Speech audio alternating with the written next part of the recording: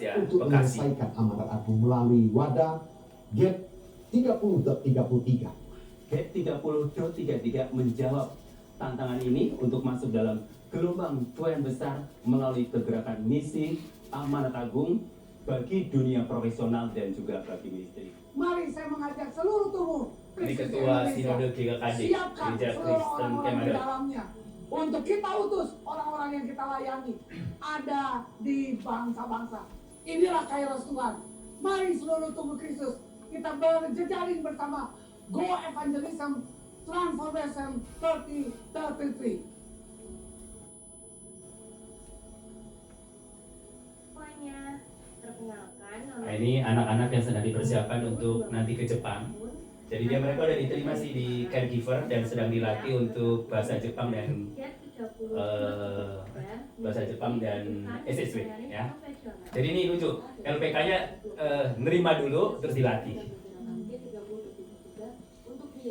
Nah ini juga dari Semarang.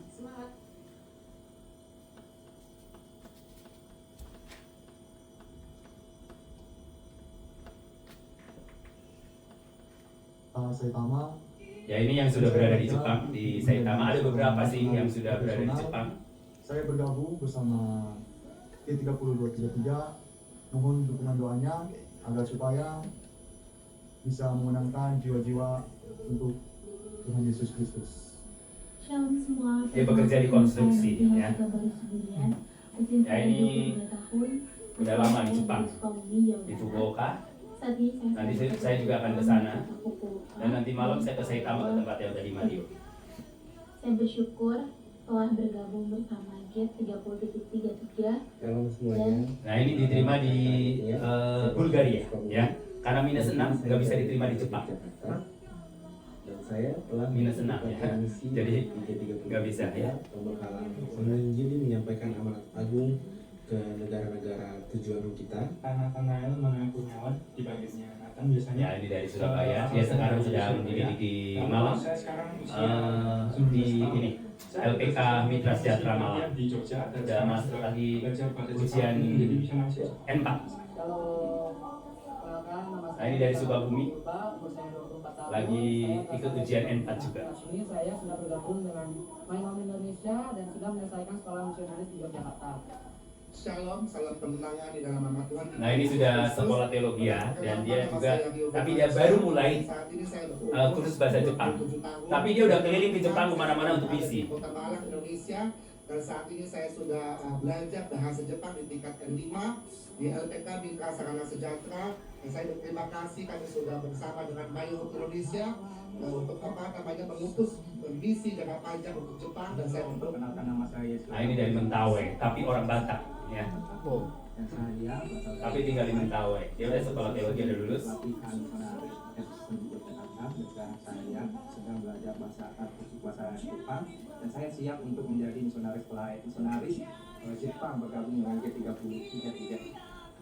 Halo semuanya, perkenalkan Ya ini nama baru saya diterima sebagai caregiver. Jadi nanti mungkin bulan April dia berangkat ke sini. Dan saat ini saya berada di kota Yogyakarta setelah mengikuti pelatihan misi dan sedang menunggu masuk KPK untuk melakukan pelatihan bahasa Jepang. Dan saya Jadi dia sudah diterima dulu, baru latihan bahasa Jepang. misionaris profesional bersama G3033. Sekian dari saya, terima kasih. Shalom. Halo semua, perkenalkan nama saya Michael Abraham. Nah ini baru mau Februari, baru mau masuk di LPK Malang. Pelatihan misi Egg Movement tersebut. Tapi sudah selesai dilatih misi. Jadi anak-anak yang belum datang ke sini sebelum ke Jepang, mereka sudah prepare dulu biar di sini nanti nggak terhilang. Shalom semuanya, perkenalkan nama saya Diki. Makanya saya bekerja sama dengan Pak Daud juga nanti untuk follow up-nya dan juga untuk hamba Tuhan di Jepang biar mereka terus terkonek. Shalom. Nah ini dari Nias ya, dia masih semester 8. Umur 22 tahun, kuliah di SDT Amnias Barat, semester 7. Saya menjadi bagian dalam gerakan misi amanat agung profesional bersama G30.33. Shalom, perkenalkan nama saya Reza Kibule. Asal saya dari Desa Bukit Tinggi, Kecamatan Ulumoroge, Kabupaten Nias Barat. Umur saya 22 tahun. Saya mahasiswa dari STTAI Nias Barat. semester 7. Saya Ya, siap dia udah naik menjadi semester bagian 8. dalam kegerakan misi amanat agung profesional bersama GAT 30. Inilah anak-anak yang kami adopsi di Nias Barat dan Nias Selatan. Kebetulan sebelum musibah di Sibolga, Tuhan izinkan kami Oktober ke Nias Barat dan Nias Selatan. Jadi ada banyak anak-anak muda, mereka ada sekolah misi namanya STT Misi Anugerah. Ada 90 mahasiswa di sana. Dan kebanyakan orang-orang ekonomi sangat minim, makanya mereka nanti dipersiapkan biar mereka menjadi utusan misionaris profesional. Selain dia bekerja, tapi juga dia melayani Tuhan untuk menjangkau jiwa-jiwa di negeri Sakura. Haleluya. Ya, boleh dinyalain mungkin sambil ini. Saya Perkenalkan, nama saya Nasrul Jailasi. Saya berasal dari Nias Utara, Kecamatan. Oke, mari kita siap-siap kita buka Alkitab kita dalam Yohanes 3:16. Dan saya sedang menempuh studi di STT Injili Alfamart Nias Selatan. Saya berdoa dan bergumul. Nah, Yohanes 3:16 ini adalah Injil, kitab ayat yang benar-benar saudara pasti hafal lah ya. Oke, kita baca sama-sama. Yuk, Yohanes 3:16. 2, 3. Karena begitu besar kasih Allah akan dunia ini, sehingga Ia telah mengaruniakan anak yang tunggal, supaya setiap orang yang percaya kepadanya tidak binasa, melainkan beroleh hidup yang kekal. Haleluya. Topik kita pada hari ini adalah hati Bapa untuk segala bangsa. Amin. Hati Bapa. Apa itu hati Bapa? Ya, hati Bapa. Saudara, apa hati Bapa? Saudara punya Bapak semua? Punya ya, di rumah punya Bapak. Nah, saya berkeliling ke berbagai daerah, ke sekolah-sekolah, dan ternyata banyak orang, anak-anak yang memiliki luka batin dengan bapaknya dan juga dengan ibunya. Tapi yang paling banyak adalah dengan bapaknya. Ya, ada di antara kita yang pernah luka batin dengan bapaknya? Ada, yes. Termasuk saya juga. Ya, saya dilahirkan dari keluarga Bani Kedar, atau Bani Kedar? Yes, ya.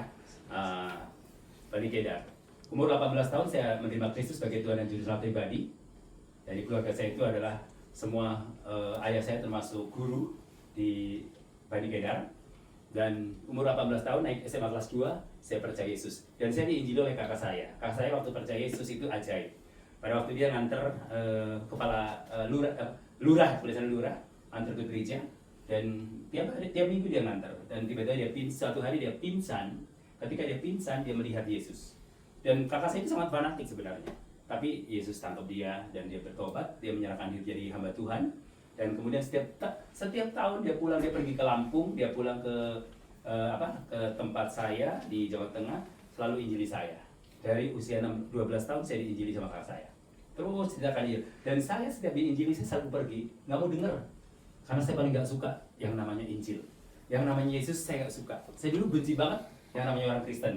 Jadi wajar kalau sekarang banyak orang-orang Bani Kedar benci kita. Oh, dulu saya waktu mati Bani Kedar memang membenci. Kenapa? Karena Yesus datang itu bukan hanya membawa damai, tapi bawa konflik, bawa pedang. Ya, coba. Buktinya di Indonesia, ya kan? Rumah ibadah banyak yang ditutup. Karena apa? Telinganya nggak senang kalau dengar nama Yesus. Ya, karena nama Yesus itu dahsyat. Ketika orang itu hidupnya dalam kuasa kegelapan, mendengar nama Yesus itu panas. Makanya heran kalau ada orang-orang pelayanan pelepasan, dia datang tidak manifestasi, ya. Kenapa? Karena dia nggak seneng, dia akhirnya berontak, dan kemudian dia berjumpa dengan Yesus, dipulihkan. Dan saya nggak suka. Bahkan saya pernah melempar teman saya orang Kristen, saya lempar dari bukit, dari sungai, saya lempar pakai batu, kena kepalanya, bocor. Seneng aku, waktu itu, wih, hebat, aku bisa lempar. Bayangin, waktu itu umur 12 tahun loh, ya, sudah punya kebencian, karena ditanamkan, ya, tanamkan. Beda dengan hati Bapa, ya kan? Hati Bapa itulah apa? Ya, mengasihi, ya, love, mengasihi satu dengan yang lain. Jadi, saudara sebelum memiliki hati Bapa, saudara cek dulu rohani kita, spirit kita. Spirit kita ini sudah berdamai dengan diri sendiri belum?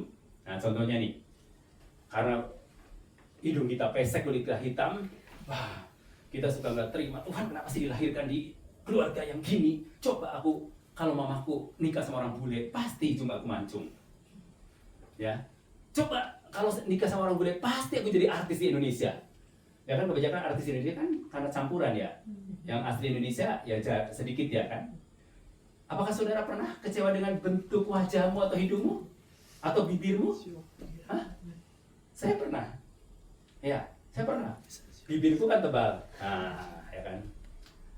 Saya bilang, Tuhan, saya pengen tipis. Jadi kalau foto begini, supaya tipis. Itu sebelum kenal Yesus. Karena sebelum kenal Yesus, performance, terus kemudian harta, kedudukan dan pangkat itu adalah nomor satu.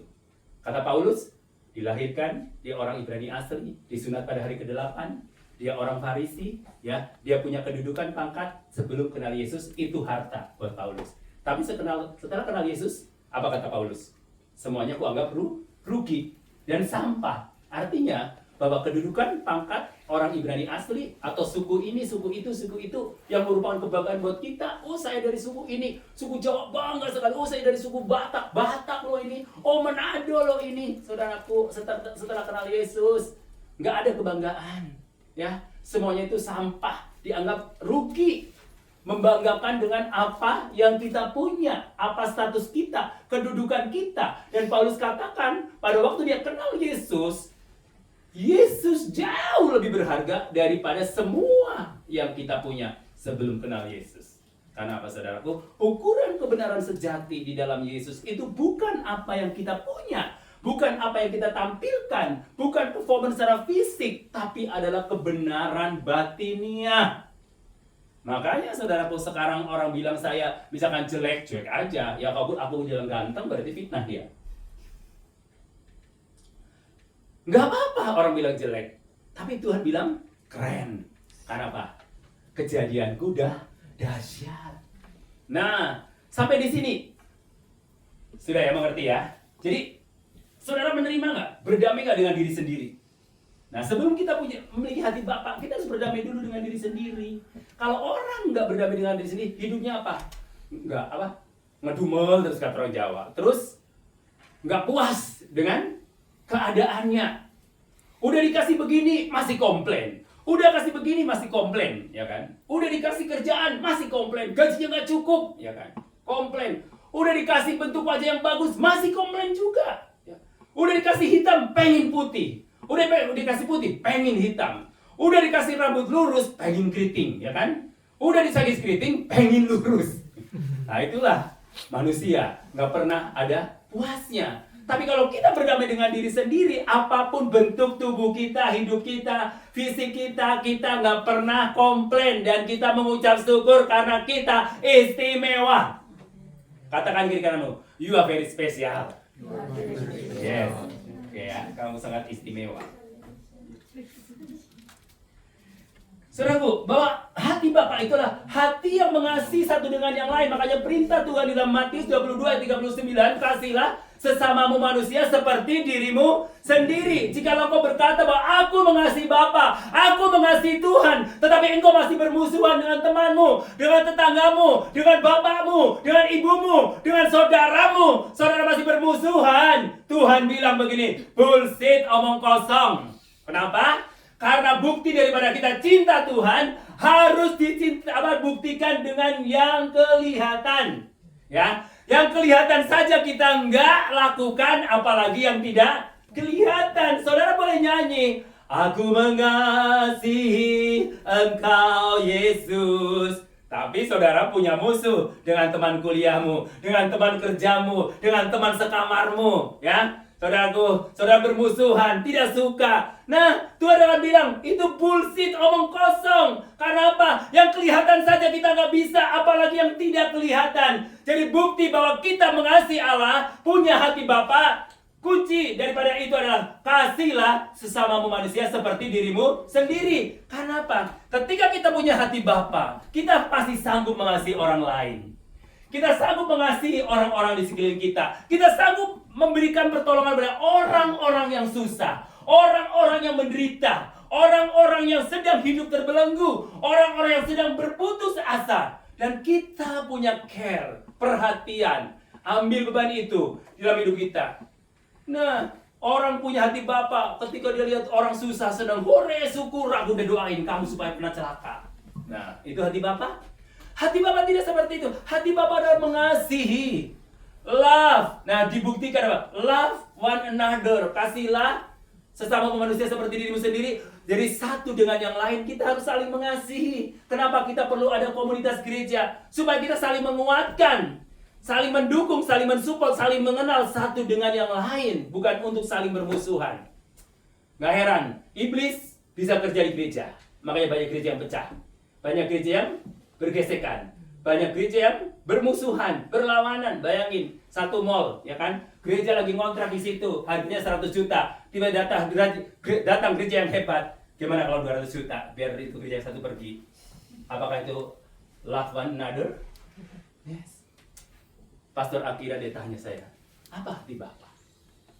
Dia cuma jelasin satu kata, love one another. Itu hati Bapak. Jadi Tuhan tidak terkau, gereja yang hebat, gereja yang besar. Bukan. No building. Tuhan tidak terkagum dengan buildingnya. Siapa itu gereja? Me. Yes. Ya. Gereja gedungnya boleh dibakar, boleh dihancurkan. Nggak usah sedih. Karena gereja yang sesungguhnya adalah kita. Kalau mereka boleh menghancurkan gedung gereja, berarti firman Allah sudah berimpact. Panas kan dengan firman Tuhan. Ya suatu kali mungkin seperti di Sibolga ya kan, tenggelam gereja yang alat musiknya udah nggak karuan, gerejanya udah tenggelam dengan lumpur. Akhirnya pendeta semua berkumpul berdoa. Coba kalau nggak ada begitu, udahlah masing-masing ya, masing-masing. Ini dombaku ya, ini dombamu ya, jangan diambil kan. Itulah yang terjadi. Nah, saya bicara sama Pastor Akira bilang gini. Dia bilang gini, aku belajar banget. Dia bilang, itu bukan domba saya. Itu adalah punya Tuhan Yesus Kristus. Itu bukan dombanya gereja A. Itu bukan dombanya gereja B. Gereja B hanya dipercayakan untuk maintenance agar kita berkomunitas. Tapi itu bukan milik gereja itu. Milik siapa? Tuhan Yesus. Makanya perlu apa? The Great Commission. Diutus. Kebanyakan gereja kan sekarang ambil, udah, lo nggak boleh pergi kemana-mana ya. Ayo, ini kandangku, nggak boleh. Gimana mau tuayan? Gimana mau tuayan? Sedangkan saudara kita dari Bani Kedar, bayangin, di Jepang sekarang udah banyak orang-orang yang mu'alaf. Nah, karena mereka berani ceritakan tentang keyakinannya. Sedangkan kita nggak berani. Masa bodoh, biarin dia masuk neraka. Ya, kita masa bodoh. Tapi saya percaya bukan yang di sini, di tempat lain. Nanti pulang dari sini pasti saudara berkobar-kobar, mana orang Jepang ya. Saudara yang punya kemampuan bahasa Jepang ya. Saya aja yang nggak bisa bahasa Jepang, gue translate aja pakai Google Translate. Kasih tahu, do you love Jesus? Apakah kau mengasihi Yesus ya kan? Dia bilang, aku bilang, Tuhan Yesus memberkati kamu ya, katanya di mall. Hah? What? Google Translate aja. Yes, hore! Gitu. Ya, nanti kita ceritakan nama Yesus, ya. Hati Bapa. Nah, saudaraku, langkah awal yang pertama itu harus berdamai dengan diri sendiri, ya. Terus yang kedua, berdamai dengan Allah. Kembali ya. Berdamai dengan Allah pertama, jadi jangan musuhi Allah, karena Allah sangat mengasihi kita, ya. Meskipun ya hotelnya ditutup, kita nggak boleh benci Allah. Amin. Meskipun Tuhan nggak menolong kamu, ya pada waktu kamu lagi doa nggak ditolong sama Tuhan, jangan langsung ninggalin Tuhan, karena Tuhan adalah baik. Pribadi baik, hakikatnya adalah baik, tidak pernah tidak baik. Ya. Kemudian berdamai dengan orang lain. Nah, jika engkau masih bermusuhan dengan orang lain, ayo mulai datangin musuhmu. Siapa? Tuhan katakan, ketika kau ditampar pipi kiri, berikan kanan. Nah, terus pipi kanan ditampar, tonjok balik. Ya. Kata orang Manado. Ada orang Manado di sini? Why? Kalau di Taman Pemekaran, pelunggu. Ya, pelunggu ya. Tadi ada beberapa orang Manado ya. Oke. Orang Manado datang ke Jepang berarti Tuhan suruh kamu menangkan Jepang. Amin. Ya. Ya, misi profesional, duit dapat, jiwa dapat ya. Ya, anak saya kemarin ke Jepang tanggal 21. Sebenarnya kamu harus ke Jepang. Kamu belajar bahasa Jepang, biar kamu nanti lanjut kuliah di Jepang bisa sambil kerja, saya bilang gitu kan. Dia baru lulus bulan Juli. Ya, lulus arsitek di Brawijaya. Dan saya ajak ke Jepang, baru dia kepikiran. Dia suka banget dengan anime, ya kan. Jadi kemarin dia sibuk beli anime. Ya, kata Gembala Daud, aku nggak suka. Saya berdoa selalu, Tuhan supaya setiap acara anime digagalkan gitu. Jahat ya. Ternyata kata Pak Gembala Daud, nggak apa-apa. Di Jepang sangat populer katanya. Justru bisa menjangkau orang Jepang melalui anime, melalui cosplay. Ini sekarang lagi sibuk gereja hari Sabtu, terus dia sekarang lagi cosplay di Jakarta ya. Jadi full padat sampai Desember, bayangin. Aduh, ampun, gitu kan. Duitnya habis kerja, habis duitnya. Jadi kadang-kala, Pak, bantuin buat kos doang katanya. Hah? Gajimu buat apa? Buat apa lu kerja di Indonesia kalau begini terus? Bilang, ayo pergi ke Jepang, biar ada tabungan. Kalau di Indonesia, ya bukan menghina Indonesia ya, memang betul kan, ya kan? Yang betul. S1 UMR, betul nggak? Ya, ya betul. Ini anak saya. Udah kuliahnya susah-susah, UMR. Kemarin ketemu dengan anak yang konstruksi di Jepang. Wah, udah hampir double digit. Saya mau katakan begini, dia lembur, nggak dibayar juga. Di Jepang, lembur mahal, ya kan? Makanya orang Indonesia demennya lembur, biar banyak tabungannya ya. Buat Indonesia lembur udah enak, karena dihargai. Nah, saudaraku yang kekasih dalam Tuhan Yesus Kristus, berdamai dengan diri sendiri, berdamai dengan Allah, dan berdamai dengan orang lain.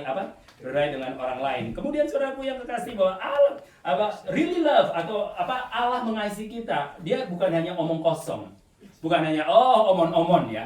Omon-omon. Makanya ada teman saya bilang ini, Pak Romel, Pak Yedi, jangan omon-omon dong. Kalau memang kamu punya hati untuk Jepang, kamu pergi dong ke Jepang. Jangan omon-omon doang katanya. Tapi saya berdoa sama Tuhan, akhirnya bulan April tahun lalu, saya ke Jepang.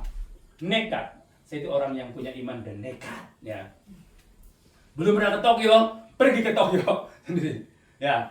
Terus, hari ini pergi mana? Ke Iwaki. Kemana? Waktu itu diantar pada dia Iwaki, saya jalan kemana? Ke kecamatan, saya doa keliling. Saya naik kereta, jalan kaki sambil pakai Google ya kan. Jadi sambil haleluya tadi lihat Google lagi. Takut tersesat saudaraku.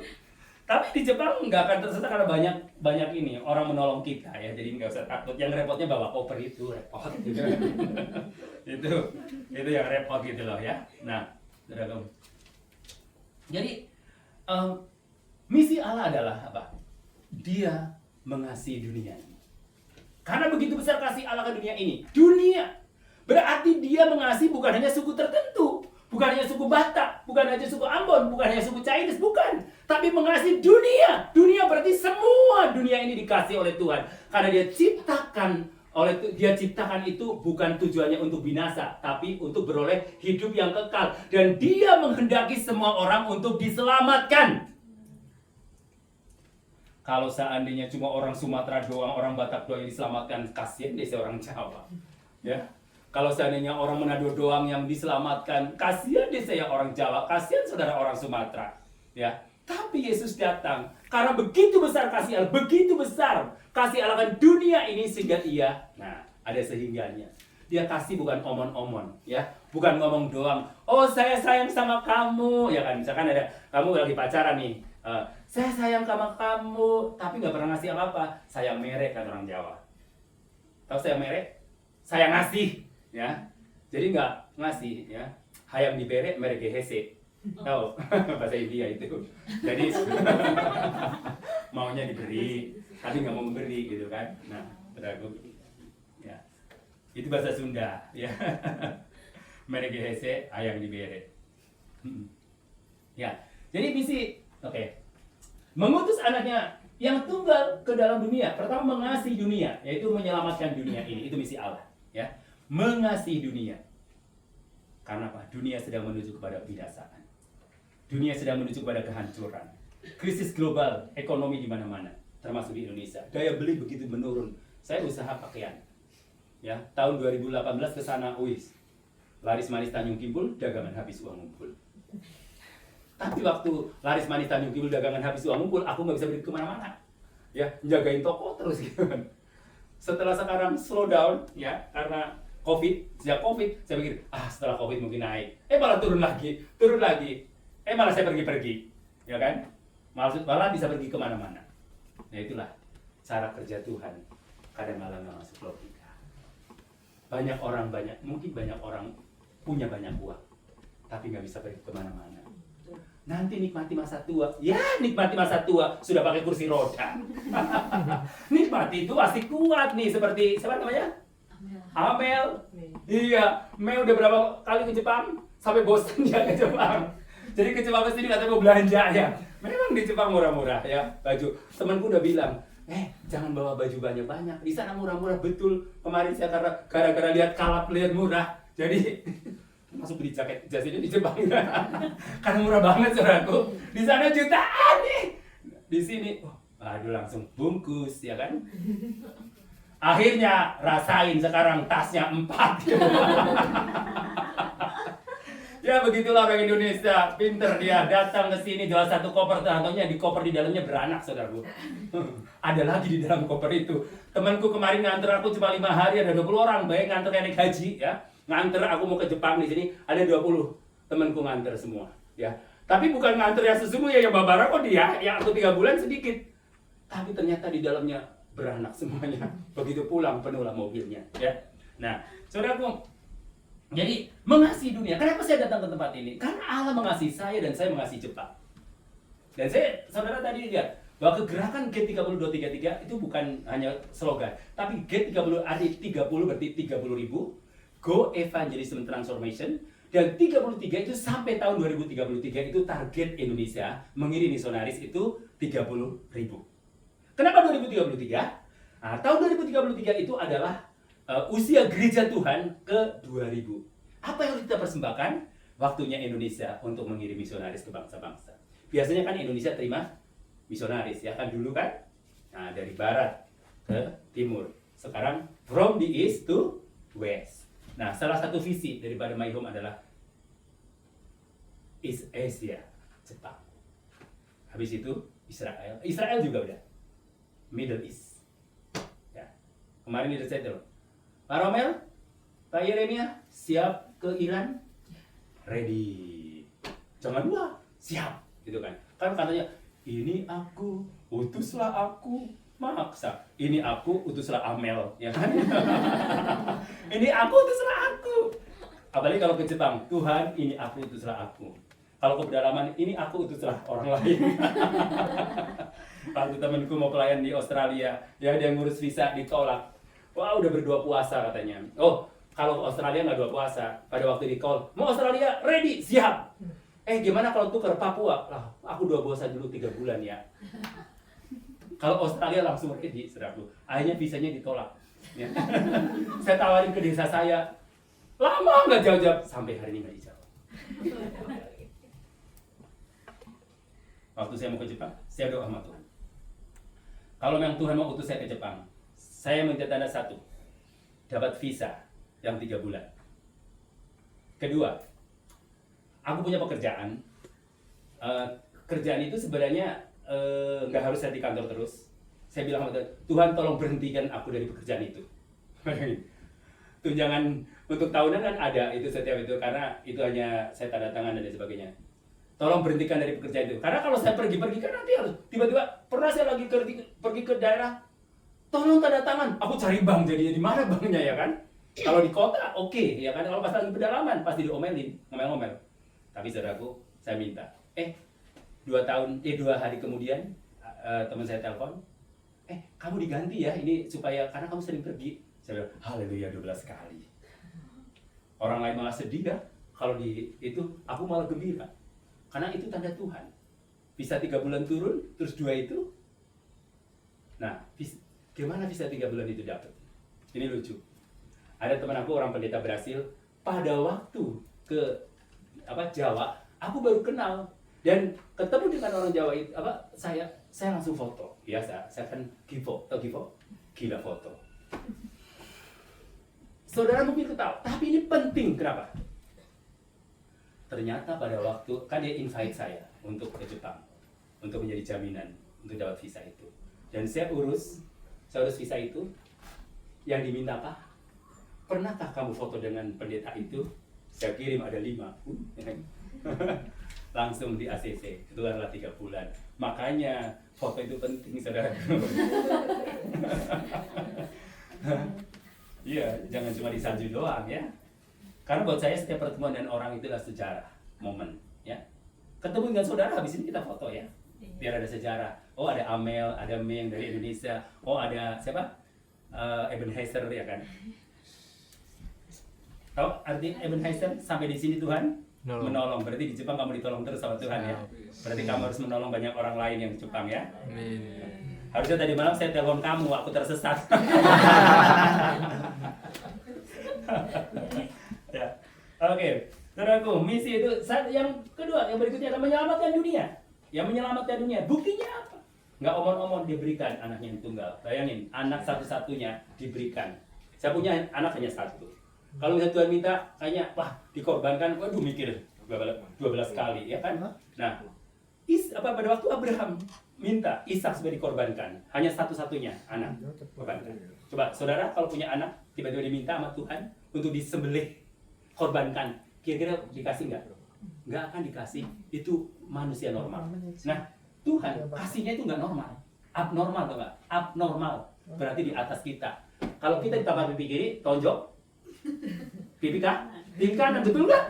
Iya kan? Coba bayangin, kita punya pacar, diambil sama teman dekat kita, bisa mengampuni nggak? Pagar makan tanaman. Hah? Ada yang pengalaman? Ada. Ya, bisa mengampuni nggak? Sulit kan?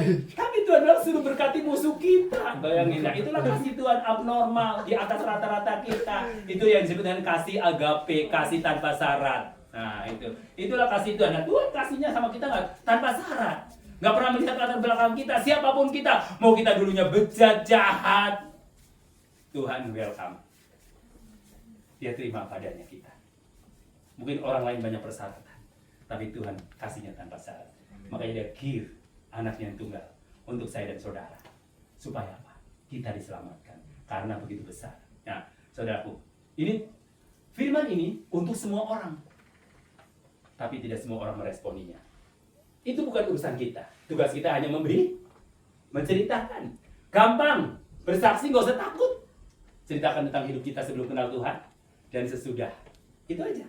Dan kalau perlu misalkan saudara ikut latihan, misi, latihan penginjilan, biar tahu gimana cara menyampaikannya. Dari situ nanti saudara akan timbul keberanian.